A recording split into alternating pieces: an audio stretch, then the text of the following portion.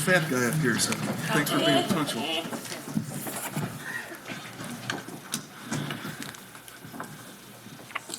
All right, Arthur, go ahead. Thank you, Kenneth. These people for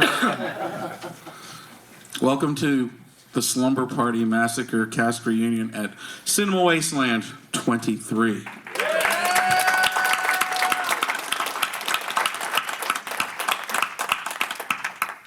So the Slumber Party Massacre was produced at the early height of the slasher film era. How familiar were each of you with slasher films at that time? I personally never saw one.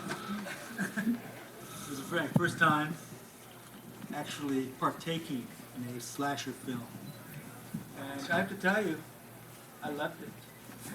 I really loved it. well, we were discussing the other night when you came into it was like you come from the method acting school, and honestly, Russ Thorne is one of the greatest slashers. I mean, not cinema slashers, but you were telling me too that you purposely stayed away from the cast until they were dead.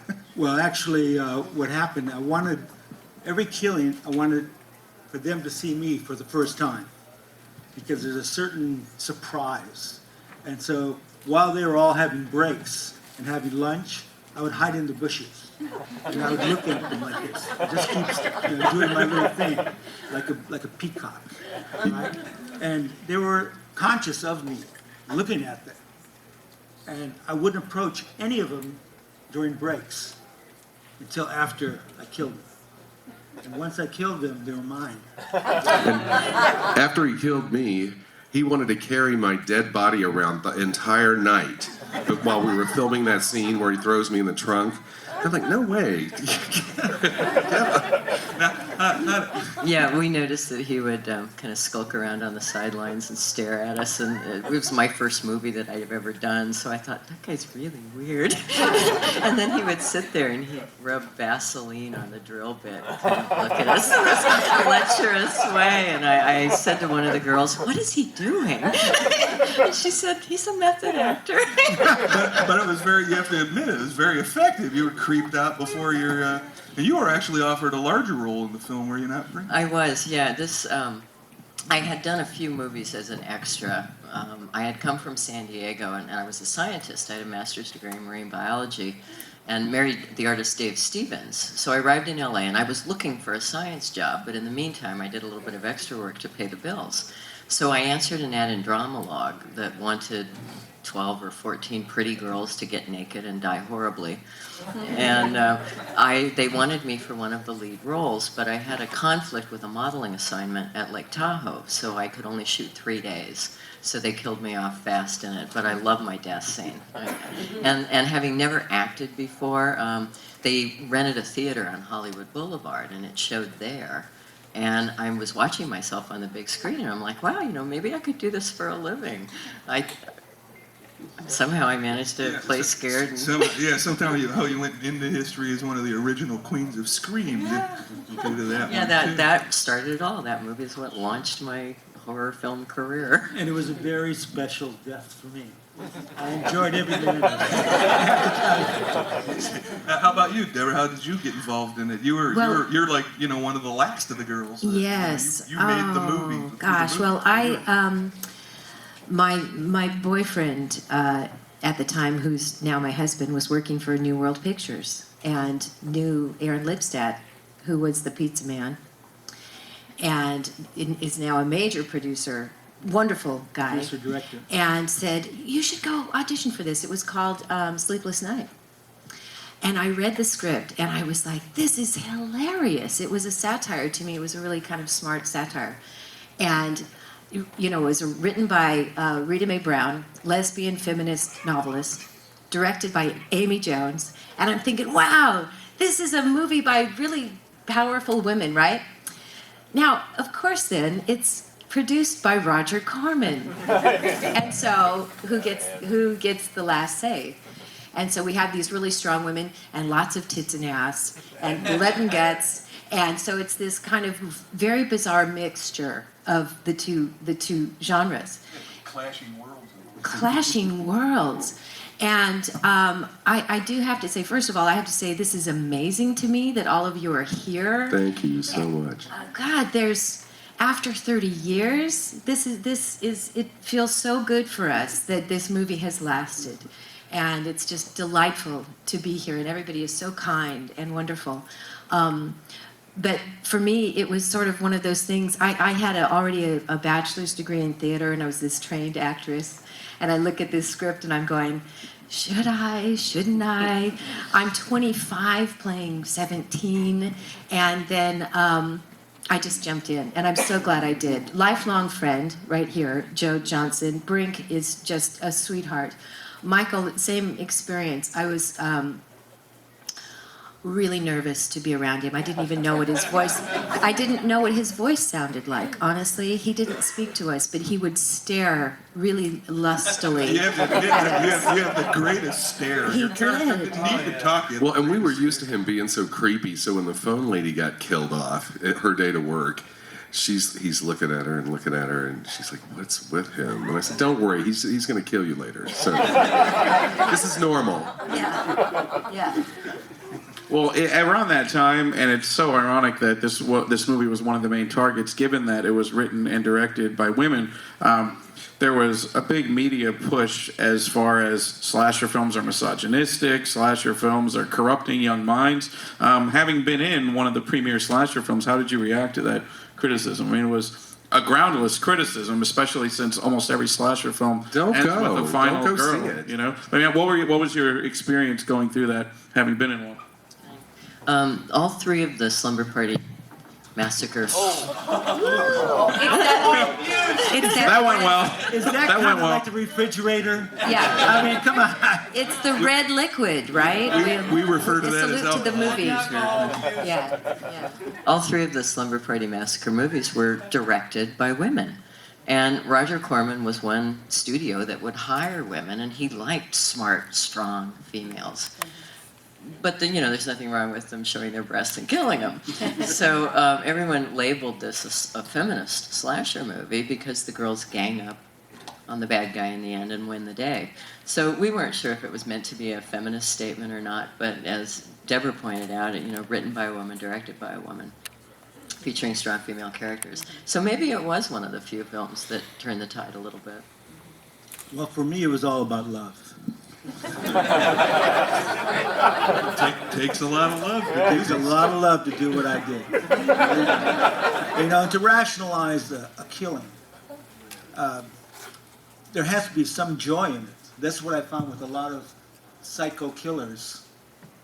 It's joy, and it's actually, or it's almost like an orgasm, when they finally do it. And I just had one after the other after the other. I just didn't want them to stop. I loved it. Well, you're very methodical killer in that thing. I like the best when you're piling bodies in the trunk and you count. And it's like, damn it, one's missing. Oh, shit. 1, 2, 3. Hey. A question for Deborah. For a film with such a short running time, 70-something odd minutes, the basketball scene in the gym sure is awfully prolonged. What was it like shooting that scene?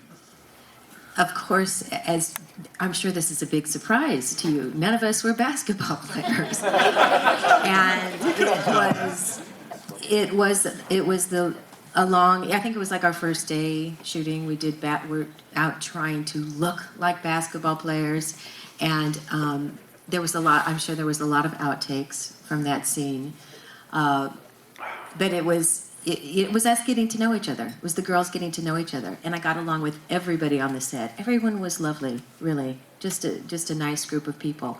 I'm an ex-gymnast. I was an athlete at the time. They didn't ask me to do handstands. I could have done that better than play basketball, but it was. It was really fun, and we got some friends in it. I had a girlfriend in the shower scene with me because I'm telling her, I go home and I go, I have to do the shower scene tomorrow. I'm gonna have to get naked, and she's like, I'll go with you.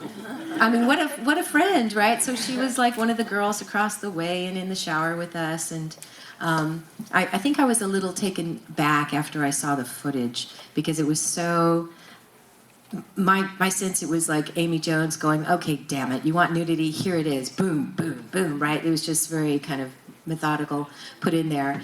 And I had to tell my mom, I'm from Northern California, and I wrote letters home and said, I'm in this movie. I want to prepare you guys. There's some nudity in the film. And my mom, who was a nurse, but she was a Mormon, she said, so what parts are going to be seen? Your gizmos or your poppy? And I was like, just my gizmos, Mom, So, but the whole family went and saw it, including my grandma. And after 5 minutes, she's going, this is a scary movie. Yeah, so the hardest person and the most important person for me to see the movie was my daughter, who's going to be 22 soon. And she was a teenager going, Mom, let me see the movie. And I go, honey, no. Maybe when you're 17. No, you can't see the movie. Finally, at 15, 16, she said, Mom, everybody's seen the movie but me. All my friends have seen the movie. So I let her see it, and she said, that wasn't so bad. So if I got her approval, I'm okay. You had the gizmo only clause. So Yeah. I remember that a lot of the girls had agreed to do nudity, and then when it came time to shoot it, They're like chicken, yeah. Yeah, they were putting black gaffer's tape over their nipples and things so that the camera wouldn't be able to show it. And I'm like, okay, I'll volunteer. So they start on my butt, The camera goes on from there, so And I beautiful. didn't care. Yeah. Brink, beautiful body. Thank you. All of you have a beautiful body. And I think this is the first movie. This set the precedence that once you take a shower, somebody's going to die. Shower scene and you're dead. Or bring the Maui Wowie to the party. That's why I got killed. I was the pothead, yeah. how did you get involved with the project, Joe? We didn't hear from you yet. I had been in LA about, I think, almost 2 years, a year and a half.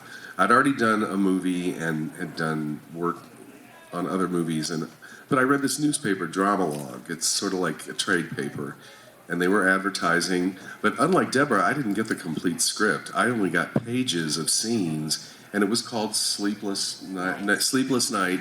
There was no mention of drilling. There was no slash. I didn't know it until we got the full script, and I went, holy shit, what is this? Because the scenes that we read were sort of generic, and we had several auditions you read and you go back, and I kept thinking, I think I'm going to get this part. I think so. And then we got the full script, Slumber Party Massacre. I mean, wait a minute. And like Deborah, I'd been professionally trained in New York, to do fencing and Shakespeare and stuff. And here, I'm doing dog food commercials and horror movies. Yeah. So it was an eye-opening experience. And I met Deborah, who's been a lifelong friend. And Joe wrote a part in a movie for me after this, yeah. we did another movie together. Iced. And, Iced. I don't know. I signed a box today of it. Cool movie. Yeah, very cool movie. And so it was a very pleasant experience, and we didn't get paid very much, $35 a day. I got 40 a day. You got... It's because you showed your tits, your gizmos. I was going to say, it's a gizmo class. And the night the pizza guy got killed, we did have pizza for dinner. They ordered a bunch to work with, and then we had to eat them for our dinner. The reason we got paid so little is he's like, well, I'm Roger Corman, and Jack Nicholson got his start with me, and so it was considered an honor to And work young for actors, Corman for nothing. want to do their chops, and this is what you have to do to get started, get film on yourself, and so we're just lucky this one turned into the film it is. True. Well, you all had to do a lot of your own stunts for the movie. Any stories revolving around that? I got a couple. I got one. Yeah. So, so knife stabbing first and then refrigerator second. So Alec Gillis did the special effects for this, and I think you guys may know him from, what's the big worm movie? Tremors. He did the special effects for that. But so they had to rig up a tube, strap a tube going up my leg to come out through a split in my jersey to make it look like blood was spurting out through my chest when I got stabbed in the heart. And it was a collapsible knife, I think. And so I was stabbed. They timed everything. We're shooting, and then they're waiting for the blood to come out, and it's trickling down my leg. So that didn't work. In fact, it looked like another movie altogether. So we had to keep, it was like, what, wait a second. So then we had to keep doing that. We finally got that right. And then later, when they put me in the refrigerator, I have an encore, right, guys? I got stuffed in the refrigerator. They couldn't figure out how to, because I had to fall out and come back a couple of times. And so they had originally unscrewed the light bulb in there.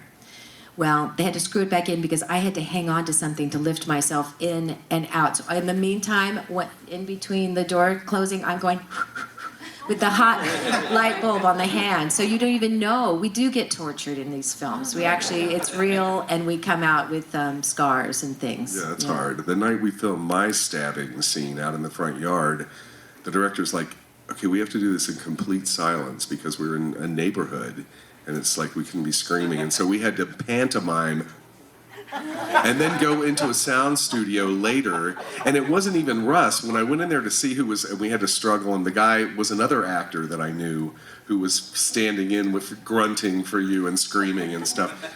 Then when he the night he dragged me to the garage, he threw me down on the driveway, but he couldn't open the door. My body was too close to clear the garage opening, so I just kind of like start scooching like this because I could see it coming, and the director goes, "Cut, you're dead. You can't move." So I'm like, okay, I go back. Let's take that again.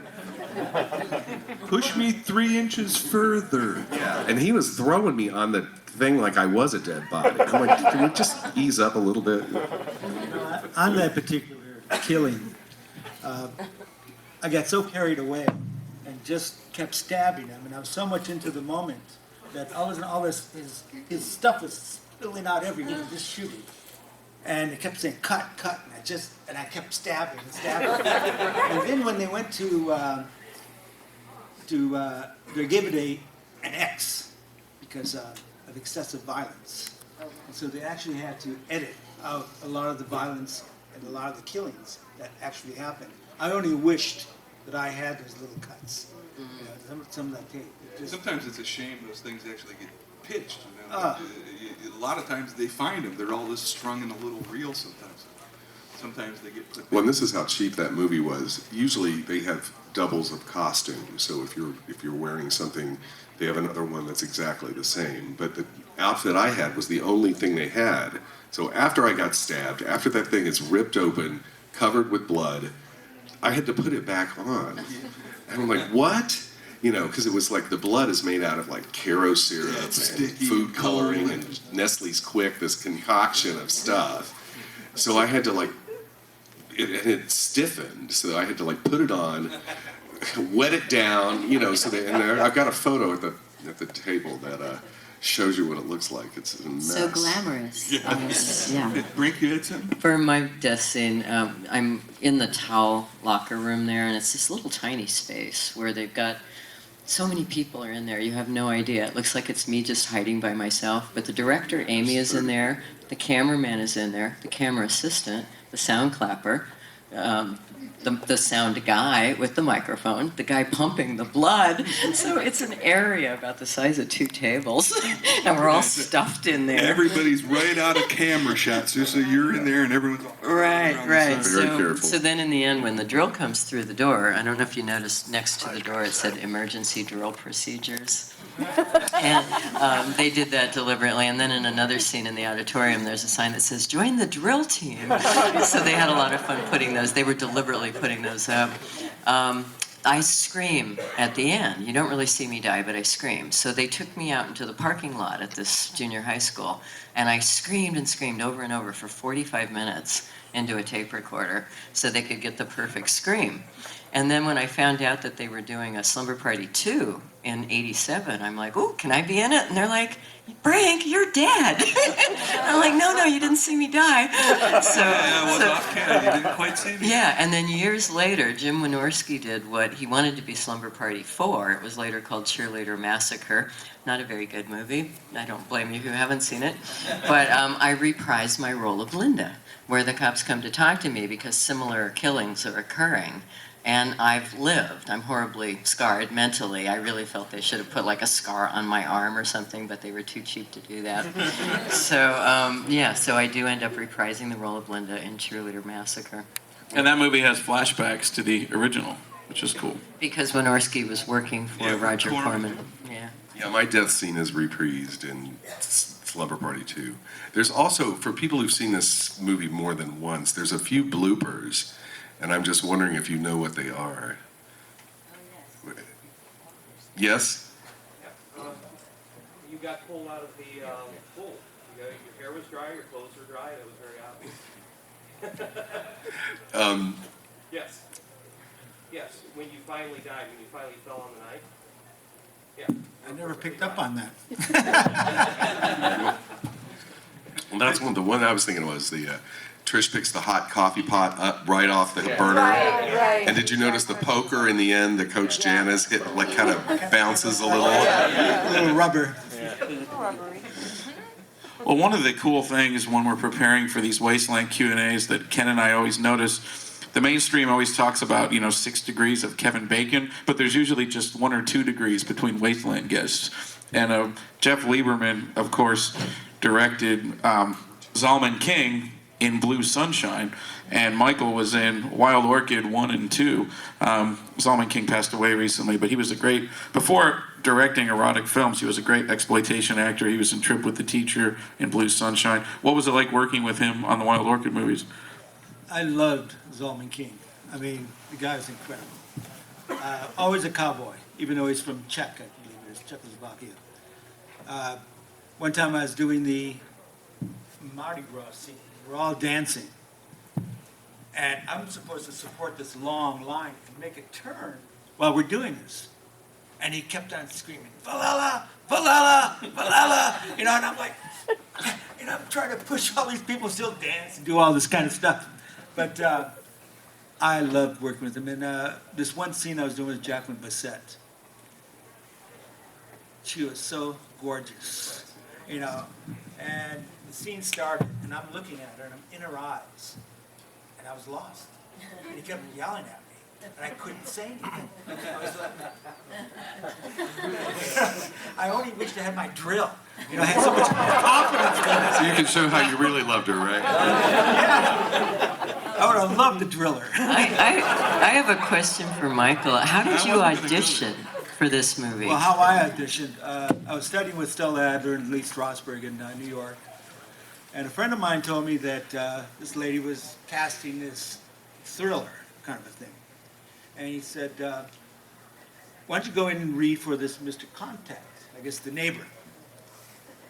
But I knew she didn't cast the lead yet. So I decided, gave myself a crew cut, dressed as if I was a killer. And I walked in, and she kind of looked at me. She kind of stood back and said, did you ever consider the lead? And I go, duh.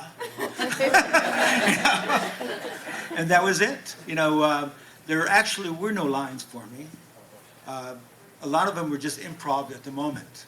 The loving, a lot of this dialogue I got out of Helter Skelter. I did a lot of research on mass killers. And when I was looking at photographs of mass killers, almost all of them had this not really centered. They're always a little off. And they approached you that same way. And I felt, yeah, it's kind of eerie, kind of a thing. And I started working on techniques that I was learning in school, actually. And I was working on this one, what's called animalization in method acting. And I used a peacock. And I realized that the peacock had this thing about it that when it walked like this and looked. The eyes were always like open. And to be able to hit that same look every time, you needed that technique where you didn't have to say, what did I do last time? It's always there for you. And same with the walk. The walk was at heel, toes, and spread. And as you walk, it was like that peacock walk. And I used so much of the technique on there that I say, wow, this works. It works. Very effective, too. It works. And it was the first time I was in camera. You know, I've never done a film before or anything, but, you know, the one thing about performance is preparation. You know, it's everything, preparation. Well, you didn't have the. I actually think the lack of dialogue helped the character, and then, you know, once you found it inside of yourself, Yeah. I think it was a highly effective killer. I mean, you were creepy whenever you were on the screen, which I would have to say really helps the film. You know, it doesn't seem really dated. It speeds along, and it's a wonderful film. And if you guys watched it, it holds up really well, where a lot of films just don't. You know, they just scream 1980 at you. You know? I think my favorite killing, though, is with this sweetheart here when I came through the window, bedroom Yeah, window. you creeped through the And as I window. creeped in, you know, and with the knife, when I finally stabbed her, I felt like it was like a slow dance. And I was kind of going to lay her out. And I actually went all the way down to the floor with her, the original. But they had cut it before I actually went down with her. I loved it. But anybody else did, but I. And you preserved me in the refrigerator. You must have loved it. There was no more room in the trunk. As I said, the trunk was full. You know, back then it was only a 6-body trunk. You know? Yeah. Little snack for after dinner or something. And I'm hungry, too. No, I loved working with you, Michael. I really, really appreciate your work on the set. I think it wasn't until the wrap party that we had out in a park somewhere that we spoke for the first time, and you kind of like were like apologizing for, you know, all the deeds You you did had done. apologize, that's You right. apologized, and I actually wrote a number of years ago a musical called Slaughterhouse Sleepover, the musical that I just workshopped with at a college. And I will get it back out there in the world. But my main character is based on you, and he's a method actor who has a breakdown during the middle of the shoot and says, I can't do it. I can't do it anymore. I can't kill anyone else. And the filming stops, right?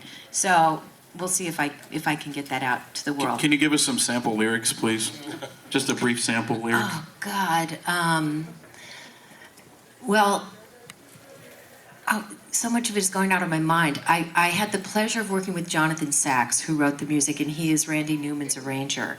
And the only song I can think of right now is the makeup artist. There's a gay makeup artist who falls in love with the killer, and he's singing on the set because he makes prosthetic body parts, and he's got a foot in a pocket and stuff like that, and he says, I've got a shoe for each pocket, I've got a hat for each glove, I've got a bow for every evening, and he's made me crazy in love.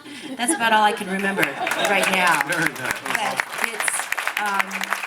it's a really weird, twisted musical. I hope to get it. This is making me say I should do it. You guys are, I had no idea. Yeah, so maybe it'll happen. Yeah, I had the same experience. I had no idea the volume of people who are interested in this film. Not until I started going on Facebook and realizing there's a lot of people talking about it. And I've been approached before to do these shows, and I always turned them down.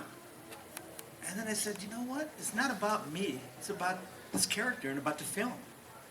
And I said, okay, I want to do it. Yeah. And Thank you. I'm so happy Thank you. to be here today. Yeah, yes. I want to thank you. There's so many people that came from hundreds of miles just to come and see the Slumber Party reunion. Well, like And I want to thank everybody. I mentioned to you the other night, I said we could have had the entire cast here and not you, and it wouldn't have been the same as the Right. small core group with you here. I mean, frankly, you needed to be here, Yes. so thank you for accepting the Yes. invitation. There's only one driller killer, and I am dressed to kill. I just like the power drill. That battery was awesome. Man. They just got bigger. It kind of died a few times, believe me. It went through everything. It goes through bone. It goes through doors. It goes through walls. I like it when Valerie tries to retaliate with the power saw and it won't make it out of the basement. Yeah, great sense of humor. Rita Mae Brown wrote a really fun script. She really did. Yeah. Amy Jones told a story in the Shout Factory trilogy that was put out, and she said that she had a choice of directing E.T. or Slumber Party Massacre, and nobody knew that E.T. was going to be this big hit, so she picked Slumber Party Massacre, and she's tried to be happy with that ever since. I Facebooked her when we all were going to come here, and I said, hey, we're going to Ohio to represent. And she goes, you can't kill that movie with a stick. So, I think we're all surprised 30 years later. Yeah. And many imitations and people who tried to, equal the success and the style. And I mean, this is the first movie that used electronic music, if you noticed. And I think that was Amy's brother, wasn't it? Yeah, I think he did the sound. I hate to switch the subject off of Slumber Party Massacre, but I have to ask you, Joe, briefly, what was it like being directed by Lucio Fulci? A little-known director named Lucio. Well, if nobody knows, Joe did a film. Was it Sodom's originally Ghost. made for television? Sodom's Ghost. I think originally it was made for Rai Television. I was living in Italy and I had started doing some films and got approached by Fulci, who is famous beyond belief. I mean, he's one of the legendary directors. And this was late in his career. He was an old guy, but very nice to work with. There isn't three people in this room who don't know. Oh yeah, who am I talking to? Yeah. And his daughter was a big help to him. I didn't speak a lot of Italian, but I practiced being interviewed by directors because they asked the same questions, and so he liked me. Some of the setups for the shots. If you've seen this movie, Sodom's Ghost, it's kind of a kinky horror movie, kinky sex. It's like a Nazi ghost. Yeah, Nazis. And I have a brilliant scene where I play Russian roulette with a Nazi. It's one of my finest moments on film. But he was very good, and he liked me because I could take direction. A lot of the Italian actors are kind of lazy. They're more interested in going out and. Excuse me? Italian actors. They're the ones, they don't go to acting school, they don't learn English, they just, but I was trained and I could take direction. He respected that. You actually did quite a bit of work in Italy, didn't you? Yeah, I did 4 films in Italy, and I worked with Umberto Lenzi, Lamberto Bava, Fulci. Luckily, it was timing. I was in Italy in the right time when they were still doing horror movies, and I'd already done several here in the States. So, I mean, I always got cast because I could scream really good, and not sound like a girl, They liked that I could scream. So it was a good.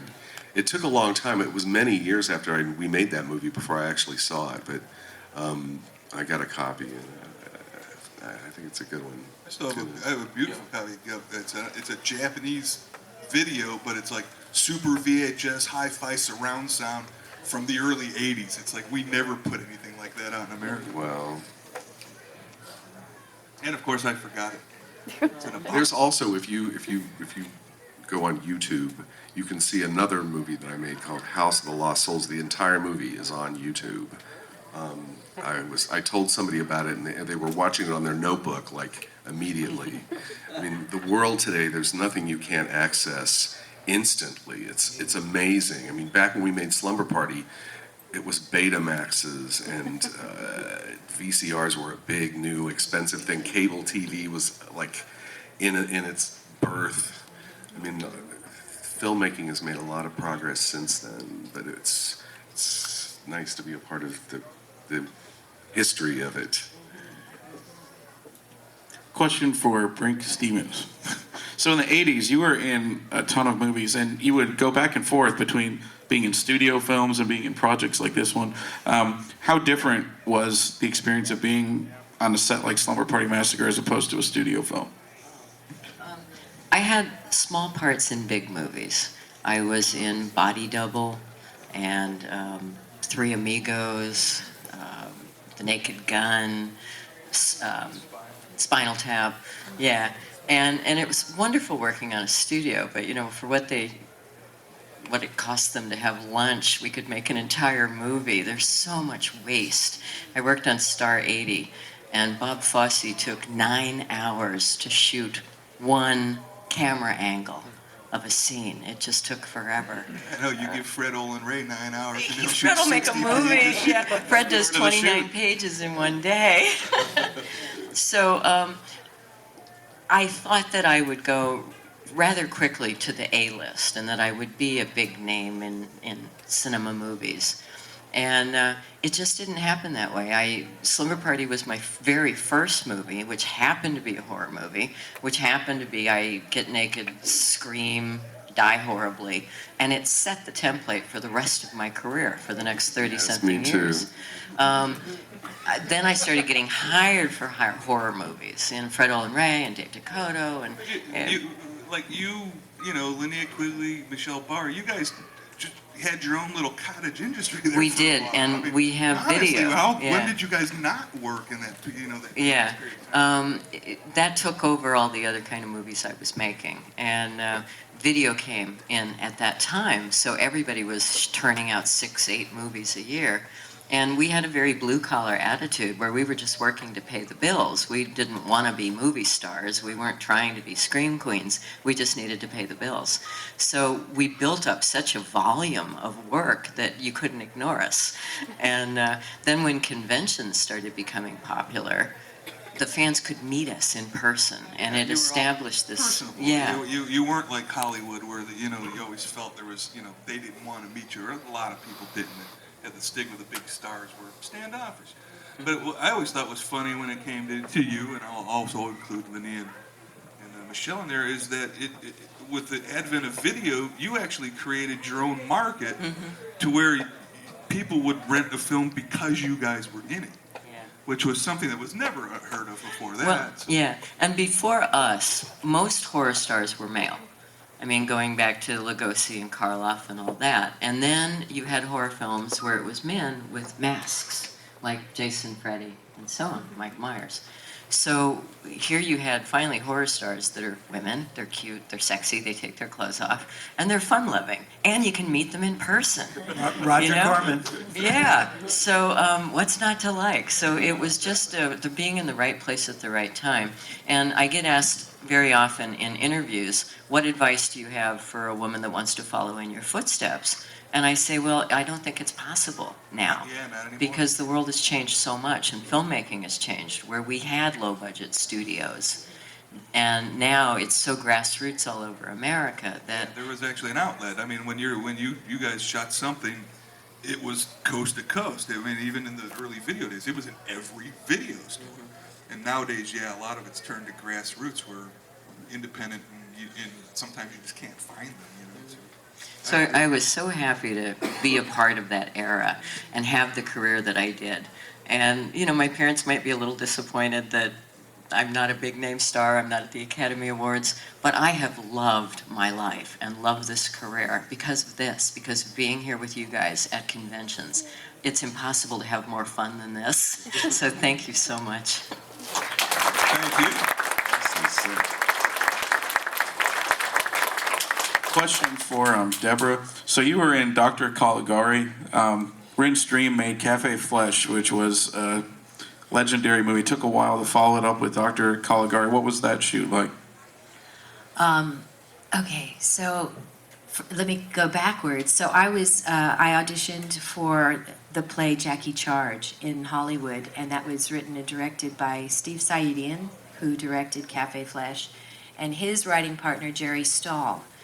You guys may know Jerry Stahl from Permanent Midnight. Anybody read that book or see the movie? Mm-hmm. Jerry Stahl was a very successful Hollywood writer who first started writing for Hustler magazine, and then Alf, and then Moonlighting, and then 30-something, and was making lots and lots of money. But what people didn't know was that he was also at the time a heroin addict. And he and his writing partner, Steve Saidian, wrote this script called Jackie Charge. And I saw it in Backstage magazine. And I looked and I said, oh, look at these character descriptions. This looks great. It was a really very interesting play. And we did it at the Gene Dynarski Theater on Sunset Boulevard, if you guys remember that place. And I played Peg Teal, the news reporter. It was about a it was about a pop icon named Jackie Charge who was a peeping Tom, and there was also sort of this underground religious television show going on. It was a really wild avant-garde play. They were then making Dr. Caligari. And they said, Deborah, we like your wholesome quality, and we would like you to play the school teacher, Grace Butter. And I was like, oh, that sounds fun. Right. Well, I didn't know that Grace Butter gets eaten for dinner, but I was in that movie, and John Durbin, who's a wonderful character actor. You guys may know John Durbin's face. He's been in a lot of great stuff. And he played one of the psychos that Dr. Caligari was trying to fix. But I was one of the victims in that, and it was really fun shooting that. That was the movie where they had a giant tongue. They had a giant tongue licking people. So another bizarre, very surreal film. very surreal. Like a fever dream. Yeah, exactly. Eraserhead. Yeah, like a Eraserhead in a way. Well, a little bit more plot. Anyone have a question for the esteemed panel? Yes, I have a question for Deborah. You had a chance to work behind the scenes on a film that I love called Creature, which is also known by its alternate title, Hiding Time, in 1985. Yes. You served as the set decorator or involved with the art department. I was. My husband was the second art director that came into that movie, and I was on the set for about 3 weeks, and that was a crazy experience too, because Klaus Kinski played the lead in that, and I remember he wouldn't leave the makeup woman alone. She'd be doing his makeup and he would be grabbing her boobs, and so they just kind of said, don't do his makeup anymore. He's not going to stop doing that. So so that was I enjoyed that, working on that. And I remember one of my jobs was cooling off the guy in this huge rubber monster mask and it was in the summer. We filmed it in a warehouse in North Hollywood, and I was wearing shorts to work every day. It was really blasted heat, and I think that I was worried that the guy was actually going to pass out. But I had a great time. I'm trying to remember, Bill Malone directed that. Wonderful man, and recently he and I were both teaching at the LA Film School together, because I teach, most of my money these days comes from teaching at USC, the American Academy of Dramatic Arts, and I taught at LA Film School for a while too. I love teaching and directing very much now, so. But yeah, thanks for noticing that movie. Yeah. Anyone else for anyone on the podcast? Go ahead in the back. This question's for Michael. Being a method actor, is there any scenes or deaths that the director told you to do one way and you're like, no, I wouldn't do it that way. It should be done this way? She gave me all the liberties I wanted, and she also wanted me to even do more. As I said before, I love working with her. She allowed me to do whatever I wanted to do on the set. And any other films where the method acting got in the way and the director said, no, it's my way? No. A lot of times I didn't have that, I wasn't in that position to create a character. To create a character, you have to have technique. Just doing a scene, a walk-on, even that is an important scene, but to develop the character, what are you going to do? Give it a walk, give it something, but, to work on a whole film from the beginning to the end, and being able to use your technique in it is an amazing accomplishment. At least for me it was, because that was the first time I was on set. So, and finding it that the method actually works. There's something that comes from inside and out versus trying to see something out and coming in and then back out again. I don't know if I answered your question, but that was that. That's fine. Anybody else? We had somebody over here before. Questions from the audience? Yeah, go ahead. I wanted to ask Brink about a documentary she did. It's called Some Nudity Required. I don't know if you remember that one. I vaguely remember it. Odette Springer did it. I know I was interviewed, and what I was going to ask about, I didn't mean to interrupt you, was sort of paints a very unflattering picture of exploitation movies, and I sort of get why. But what is your experience been in the genre? And is it really as bad as some people make it out to be, or are there good experiences with it too? Okay, thank you. Odette Springer, who did the documentary, seemed to have some personal issues with abuse and stuff. So everybody who watches that documentary, Some Nudity Required, is like, what's with her? But I never had a problem with it. I mean, I grew up in San Diego, and I would go to Black's Beach, which is the nude beach there. And the nudity part doesn't bother me. The violence against women kind of does, but movies became more democratic, where guys were getting killed as often as girls were, and stuff like that. But in the horror industry, face it, you need bodies. You need people to die. True, So, you've been on both sides of it. I mean, you've been victim, you've been the aggressor, you've been the, so yes, you've been on both sides of that. and in that fact, role. I got I did they're trying to do a reality show of Screen Queen actors. Felissa Rose is trying to put it together. So we're dealing with a particular channel, and we had to all go in for interviews, and they wanted to know precisely the numbers. So I've been in like 150 movies. I've only died 38 times, and I've killed people 21 times. So it's almost, it's close. Yeah. Out of all the roles you've had, while we're talking about it, what would be your favorite? Which one stands out to you as your favorite role? And probably there's probably a lot of people in this room who have seen several of your films. So. I always liked Haunting Fear, because it was my biggest role to date up to that point. I'm in the entire movie. I survive till the end. I go crazy. I get to kill people. And I worked with Jan Michael Vincent and Karen Black. So that to me was one of my favorites. But I do like playing villains. And I've done that quite a bit in my career. And I'm just this tiny little thing, but sometimes they put me in a gas mask with a machete and I'm the bad guy. I think that's actually unanimous for all the talks me and Art have done over the years, that everybody wants to play the villain. Yeah. Anybody else got a question? Anyone? Yeah, go ahead. Either or, you'll get to both of you. Okay. Margaret from the Parma Observer newspaper. And this is for the whole entire panel. What are you doing these days since Slumber Party Massacre? I know you're teaching in college. I'm just curious what everybody else is doing now. I live in St. Petersburg, Florida, and I now write and direct plays. And I've been stage acting for the last 12 years. I shot 10 movies last year, which was a record I haven't done. Thank you. The last time I shot 10 movies was in 2002, and then the recession kind of made things slow for a while.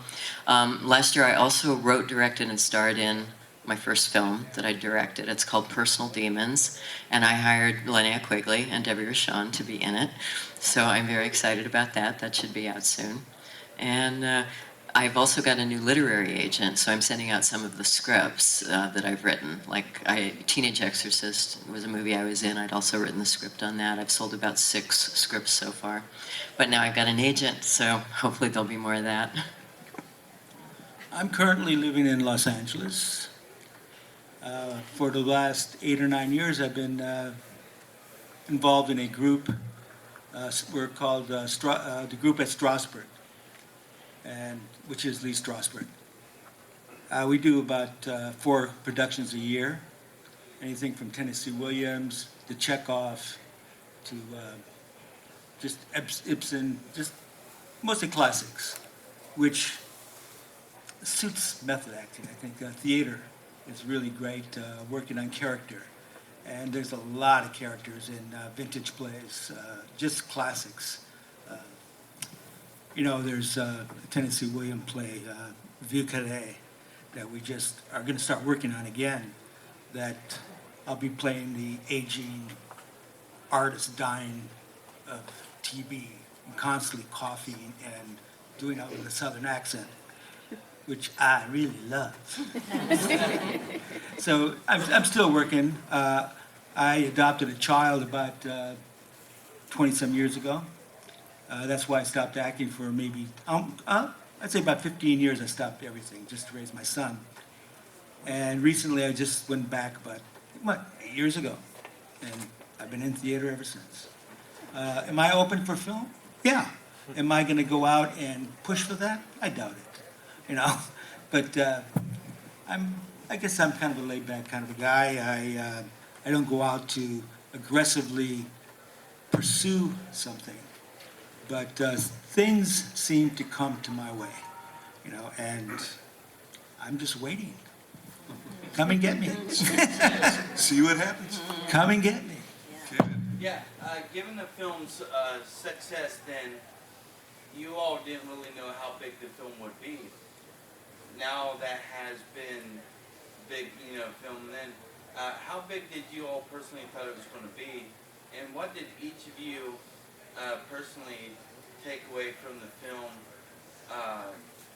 whether it be the film or what did you use from that film on your future careers? I can only repeat what I said, that it was my first horror movie and it set the tone and stage for the rest of my life. I mean, you didn't think it was going to be as big now as what it was back then? I don't think anybody. No, I didn't think it was going to be a big movie. It was just, it was done so cheaply. I thought, how can this come to anything? Yeah, I mean, our salaries were nothing. There were no amenities. I had to steal the Polaroid that I had from the picture. What did each of you take away from the film? If you take one thing from the film you learned, being your first, I mean, because it was everyone's first time, what did each of you take away from that film that helped you in your future career and success? Well, for myself, just knowing that I can apply my technique and it works, that in itself was a plus for me. As far as having legs on this film, I really had no idea the impact that it had. Being in Hollywood, it isn't as powerful as it is outside of Hollywood. And I see all of you. I mean, come on. I mean, you guys were turned on by something, you know. And in Hollywood, you don't get that. They're very jaded. And everybody seems to remember how old they were when they first saw this movie. I've had people say, I was 5 years old. 11. I was 11. I was 14. I'm And like, 5. why don't you remember that? Well, I can tell you from being the promoter here of Wasteland and being the show that is probably, if you look at all the horror shows out there, we've probably had more first-time guests than any other convention of this type. And to find these people, I have to look for them. And I've gotten more people, when I find them, tell them, oh, I love this movie, that movie. And they go, who would care about that piece of shit? I mean, I hear that more, and I'm like, me, or I wouldn't be contacting you. So, and a group of people that are, the 200 people in this room right now that are sitting here listening to us talk about it. So, I think it's funny that I've taken away from 23 of these shows in 13 years is that most people that start in these B films don't realize at all how popular they actually are until they actually sit here and go, my God, man, you were right, Ken. There are fans of this, And I like it because I think, then everybody's like, this is just great. It's like family reunion time. Y'all have... And we get to start them all off. They can never go to another show and have this time they're having this weekend because there's always your first. Everyone remembers their first. So I couldn't say anything. I just absolutely adore it when I get first time guests. So I thank you for all accepting the invitation. Andy said no. We contacted a few other of the cast and they said no, which a no is just as good as a yes to me. It's not taking the effort to contact and invite them there's no excuse for. So, you just ask, it kind of went into your question, that, to me, I think it's great to have people here for the first time, especially when I had actually liked the movie. And Slumber Party I saw in the, when it came out in the theaters. How old were you? Has anyone got... I know, yeah. Oh, Lordy, you folks damn. What you were saying, and I never realized that Slumber Party Massacre was so iconic and that so many people had seen it when they were young and that it made such an impression. and what he said, we just kind of do it, Yeah, and people well, in LA are jaded, and you don't know that it has an impact. I think it was because there were just so many slasher films made that the good, it's like, the cream rises to the top. The good ones are always remembered, and then you could have been in Funeral Home. Nobody likes Funeral Home. We wouldn't celebrate funeral. Well, we might. I was about to say. Who am I kidding? Well, one of the things about Slumber Party Massacre, too, for my generation, was every single place they rented videotapes had Slumber Party Massacre. Not even just video stores. I mean, if Rite Aid had 10 movies for one of them was Grocery Slumber store Party had Slumber Massacre. Party So, Massacre. I mean, it was one of, every single kid saw Slumber Party Massacre and loved it. Somebody over there has a question. Go ahead, Dan. One last question. Make it a good. I got one last one for Deborah. Deborah, you worked on a series in the mid-'80s called Sledgehammer, and Andrea Martin was one of the co-starring it. Yeah, I love that think a show. lot of people in this room know she was married to the late, great author Michael Crichton. And so how was it to work with her and the rest of the great cast of Oh, I loved working on that show. And I'll tell you, I went in for the audition and I totally dressed in this punk outfit when I went in. And so they knew that I would just really go for it when I played the role. I played the role of Angel in, the episode was called State of Sledge. And I found out that my boyfriend, played by, I think, Mark Blumfield, I think was the character actor, was in jail, and I had to go break him out, and I came in through the heater vent, and I jumped on top of, the sledgehammer, David Rasche, and wrestled him, and she was his sidekick, and a lovely, lovely woman. I had a great time working on that, and I am still in touch with Harrison Page, I think, who played the precinct officer in there, so that was another great experience for me. How many people have seen Sledgehammer, the TV show? And the producer of that, the writer-producer, was so taken with Mel Brooks films and actually got himself on the set of Young Frankenstein, and then I think he actually sort of created that around Get Smart, the TV series Get Smart. So, and he has another show out now too, so I hope he gets his work out there because he's very talented. Yeah, thanks for remembering. All right, ladies and gentlemen, we do like to wrap these things up in about an hour. That was a very fast hour. Please give our guests a hand. Please feel free to stop by their tables. Definitely stop by their tables. Bring it all weekend. Gary, take a half an hour. Check your schedule. Stuff going on until 2 o'clock tonight. If you'd all like a quick